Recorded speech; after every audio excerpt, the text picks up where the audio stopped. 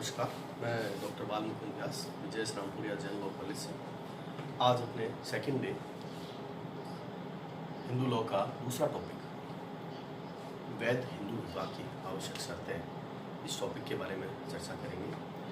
वैध हिंदू विवाह की आवश्यक शर्तें यानी कोई भी हिंदू विवाह कब वो वैलिड माना जाएगा और कब वैलिड नहीं होगा। इसके संदर्भ में हिंदू मैरिज एक्ट 1955 हिंदू विवाह अधिनियम 1955 पारित किया गया, जिसके सेक्शन 5 में धारा 5 में कुछ शर्तें दी गई, कुछ कंडीशंस दिए गए, एसेंशियल्स दी गई, जिसके तहत अगर ये 5 शर्तें फुलफिल की जाती है तब ही माना जाएगा कि वह हिंदू विवाह वैलिड है, अदरवाइज वह हिंदू विवाह वैलिड नहीं माना जाएगा।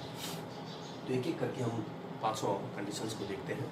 तो सबसे पहला इसमें शर्त है कि ऐसा हिंदू विवाह जिसकी वैलिडिटी पर प्रश्न उठाया जा रहा है कि क्या कोई हिंदू विवाह वैलिड है अथवा नहीं, इसके लिए सबसे पहली बात आती है कि वह एक विवाह होना चाहिए, मोनोगेमी। दूसरे, विवाह के पक्षकार स्वस्थ होने चाहिए, साउंडनेस होनी चाहिए। तीसरा, एज को लेकर के। चौथी शर्त, प्रोहिबिटेड रिलेशनशिप में वो मैरिज पार्टीज जो हैं वो मैरिज की वो नहीं होनी चाहिए, यानी प्रतिसिद्ध नातेदारी में वो लोग नहीं होने चाहिए। और लास्ट वन, सपिंड नातेदारी में ऐसा सपिंड रिलेशनशिप में ऐसे पार्टी के दोनों पक्षकार सपिंड नातेदारी में नहीं होने चाहिए। सबसे पहले बात करते हैं सेक्शन 5 क्लॉज 1 एक विवाह मोनोगेमी। सेक्शन 5 हिंदू विवाह अधिनियम कहता है कि जब कोई विवाह के पक्षकार विवाह कर रहे हैं उस समय उन दोनों ही पक्षकारों के कोई भी जीवित पति या पत्नी नहीं होना चाहिए। यानी जो भी पक्षकार है, पुरुष है, महिला है तो उसके कोई पति, और अगर पुरुष है तो उसके कोई पत्नी जीवित नहीं होनी चाहिए। और अगर ऐसा है तो ऐसा विवाह शुरू से ही क्या माना जाएगा? शून्य माना जाएगा। और अगर विवाह के पक्षकार पूर्व में उनके कोई पति या पत्नी जीवित हैं तो उनके खिलाफ सेक्शन 17 हिंदू विवाह अधिनियम के अधीन रहते हुए सेक्शन 494 और 495, 494 और 495 आईपीसी के तहत उनके ऊपर वो दंडनीय अपराध के दोषी होंगे। तो सबसे पहली शर्त है एक विवाह, यानी कोई भी हिंदू पुरुष या महिला जो हिंदू मैरिज एक्ट के तहत, हिंदू विवाह अधिनियम के तहत विवाह करने चाह रहे हैं, उनके लिए सबसे पहली और आवश्यक शर्त है कि उनके कोई भी पति या पत्नी जीवित नहीं होना चाहिए। दूसरी शर्त स्वस्थ चित्तता, साउंडनेस ऑफ माइंड। स्वस्थ चित्तता का मतलब है कि कोई भी विवाह का पक्षकार, विवाह के जो भी पक्षकार हैं, महिला और पुरुष हैं, वो दोनों ही लॉफुल कंसेंट देने के लिए कैपेबल होने चाहिए। यानी कि विधिपूर्ण सहमति देने में उनकी अगर असमर्थता है तो वह व्यक्ति अस्वस्थ चित्त मस्तिष्क का माना जाएगा। सबसे पहली बात, विधिपूर्ण सहमति देने में असमर्थ है। दूसरी बात कि अगर वो दोनों में से कोई भी व्यक्ति इस प्रकार की मानसिक विकार से ग्रसित है कि वो विवाह या संतानोत्पत्ति में अयोग्य है। इसके अलावा अगर उन पक्षकारों में से किसी को भी उन्मत्तता का बार बार दौरा पड़ता है या फिर वो किसी भी बात की कार्य की प्रकृति और परिणाम को समझने में असमर्थ है तो माना जाएगा कि वो व्यक्ति अस्वस्थ चित्त मस्तिष्क के हैं। और ऐसा अगर किया जाता है तो ऐसी परिस्थिति में विवाह के पक्षकार के जो विवाह किया गया है वो विवाह शून्य करणीय, वॉइडेबल माना जाएगा। यानी जो पक्षकार की इच्छा पर शून्य भी घोषित करवाया जा सकता है और उस मैरिज को आगे कंटिन्यू भी रखा जा सकता है। तो पहली शर्त ये थी एक विवाह, और दूसरा स्वस्थ चित्त मस्तिष्क के होने चाहिए। तीसरी कंडीशन है एज को लेकर के।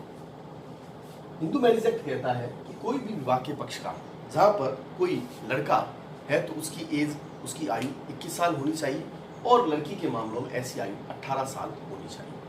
लड़का 21 साल का और अगर लड़की 18 साल की है तब ही माना जाएगा कि वह वैध हिंदू विवाह है। जहां तक इसके इफेक्ट की बात करते हैं, इसके प्रभाव की बात करते हैं, तो हिंदू मैरिज एक्ट के अनुसार अगर 21 साल से कम लड़का और 18 साल से कम की लड़की है तो इससे विवाह की वैधता पर, वैलिडिटी पर कोई फर्क नहीं पड़ेगा। जैसा आपने ऊपर देखा कि अगर द्विविवाह किया गया, दूसरा विवाह किया गया है, यानी पति या पत्नी जीवित है और दूसरा विवाह कर लिया गया है, तो ऐसा विवाह वैध होगा, शून्य होगा, यानी ये किसी भी प्रकार के कोई अधिकार और दायित्व पैदा नहीं करेगा।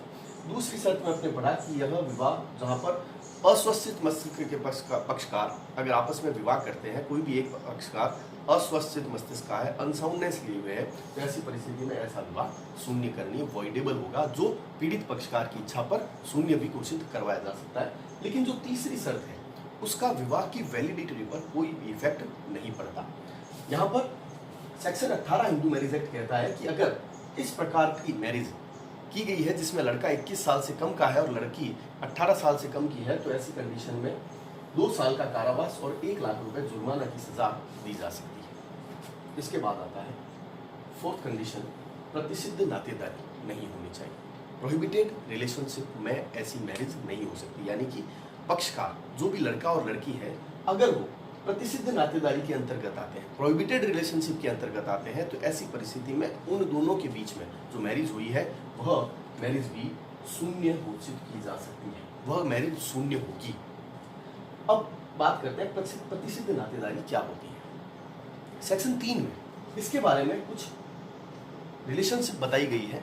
जैसे अगर वे पक्षकार आपस में परंपरागत अग्र पुरुष हैं, इसी तरीके से परंपरागत अग्र पुरुष की पत्नी या पति है, परंपरागत जो आगे भाई है वो पितामह है उनकी पत्नी है, या आपस में भाई बहन है, चाचा भतीजी है, चाची भतीजा है, तो ऐसी कंडीशन में उन लोगों के बीच में जो विवाह हुआ है वह विवाह शून्य माना जाएगा, उस विवाह को वॉइड घोषित कर दिया जाएगा, वो विवाह शुरू से ही शून्य होगा। यहाँ पर एक चीज ध्यान रखने लायक है कि जहां पर हिंदू मैरिज एक्ट कहता है कि जहां पर कोई ऐसी प्रथा, कोई ऐसी कस्टम मौजूद है जिसमें प्रतिसिद्ध नातेदारी में विवाह किया जा सकता है, तो वहां पर वह प्रथा एक्ट पर सुपरसीड करेगी, अधिप्रभावी रहेगी। कल अपने प्रथा के बारे में बात की थी कि प्रथा, मान्य प्रथा कब समझी जाएगी।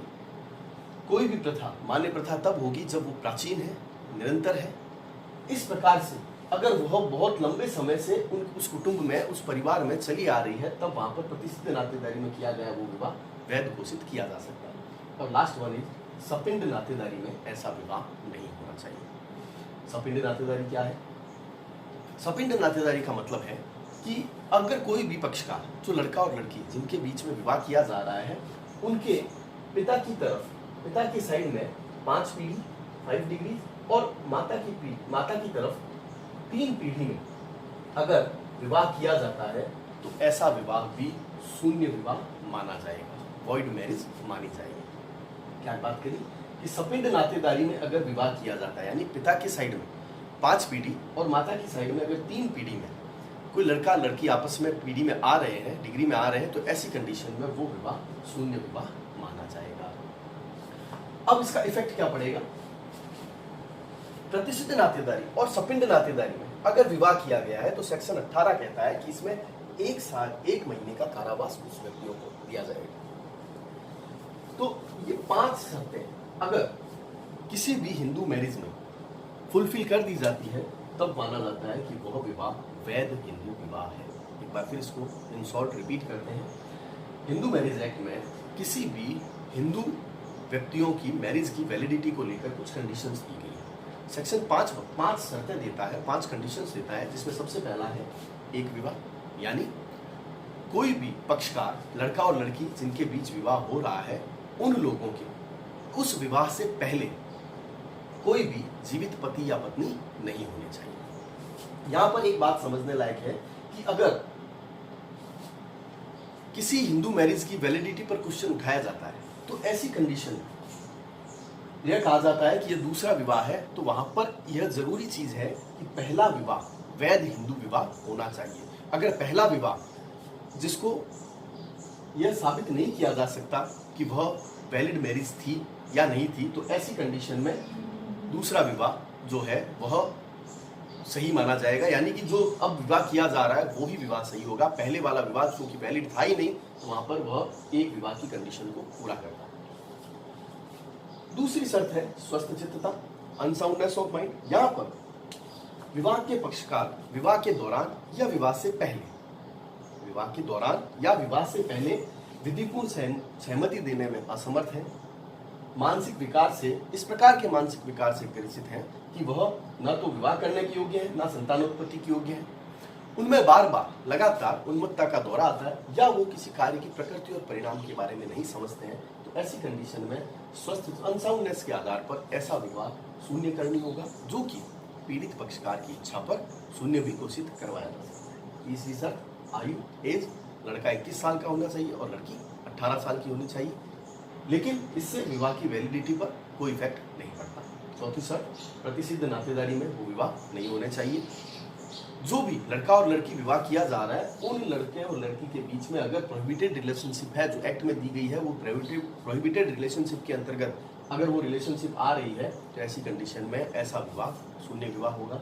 और लास्ट, सपिंड नातेदारी, यानी पिता की तरफ 5 पीढ़ी और माता की तरफ अगर 3 पीढ़ी में विवाह किया गया है, तो ऐसा विवाह भी शून्य होगा। तो अगर ये 5 शर्तें फुलफिल कर ली जाती है, तो ऐसा विवाह, ऐसी मैरिज वैलिड हिंदू मैरिज मानी जाएगी। इन 5 शर्तों में पहली शर्त, चौथी शर्त और 5वीं शर्त, यानी एक विवाह प्रतिसिद्ध नातेदारी में किया गया विवाह और सपिंड नातेदारी के अंतर्गत किया गया विवाह, अगर इन शर्तों को पूर्ण नहीं किया जाता है, तो ऐसी मैरिज शून्य वॉइड मैरिज कहलाएगी। इसके अलावा स्वस्थ चित्तता, साउंडनेस वाली अगर कंडीशन को फुलफिल नहीं किया जाता है, यानी विवाह के पक्षकारों में से कोई भी एक पक्षकार विवाह के दौरान या विवाह से पहले अगर अनसाउंडनेस लिए हुए है, तो ऐसा विवाह पीड़ित पक्षकार की इच्छा पर शून्य भी घोषित करवाया जा सकता है और उसको कंटिन्यू भी रखा जा सकता है, यानी कि ऐसा विवाह शून्य करणीय विवाह माना जाएगा। और सेक्शन 5 क्लॉज 3 में जो एज को लेकर के किया, उससे विवाह की मैरिज की वैलिडिटी पर कोई इफेक्ट नहीं पड़ता। यानी 5 शर्तें दी गई है, इन 5 शर्तों को अगर पूरा किया गया है, तब ही माना जाएगा कि वह हिंदू विवाह वैध हिंदू विवाह है। धन्यवाद। एक बार फिर से आप सभी लोगों से अपील, घर में रहें, स्वस्थ रहें, लॉकडाउन का पालन करें और राज्य सरकार और केंद्र सरकार ने जो जो दिशा निर्देश दिए हैं, उन सभी का पालन करते हुए अपना ध्यान रखें। धन्यवाद।